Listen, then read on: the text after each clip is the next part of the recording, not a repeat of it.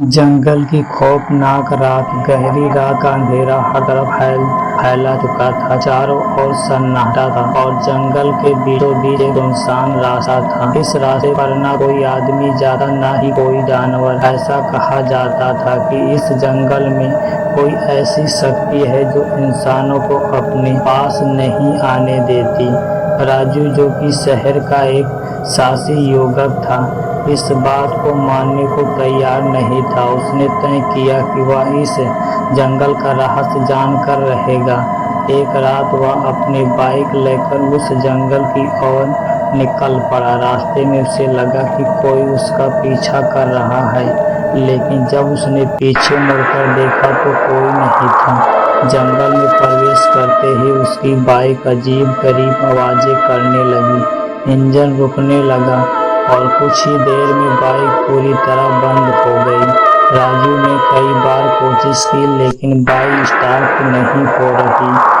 उसने बाइक को किनारे लगाया और पैदल ही आगे बढ़ने का फैसला किया। जंगल के अंदर जाने के साथ ही उसे महसूस हुआ कि पेड़ पौधे हिल रहे थे, लेकिन हवा का कोई नामो निशान नहीं था।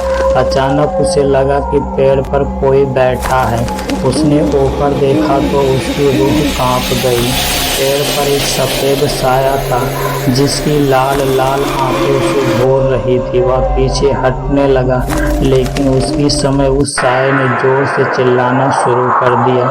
राजू डर के मारे वहीं गिर पड़ा।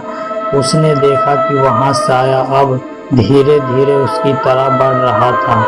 वहाँ डर से पसीने में भीग गया और भागने की कोशिश की, लेकिन उसके पैर मानो जमीन से चिपक गए थे।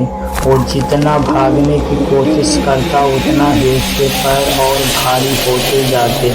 आखिरकार उसने एक जोरदार चीख मारी और होश खो बैठा। जब वो वहाँ दोबारा होश आया तो उसने खुद को जंगल के किनारे पाया।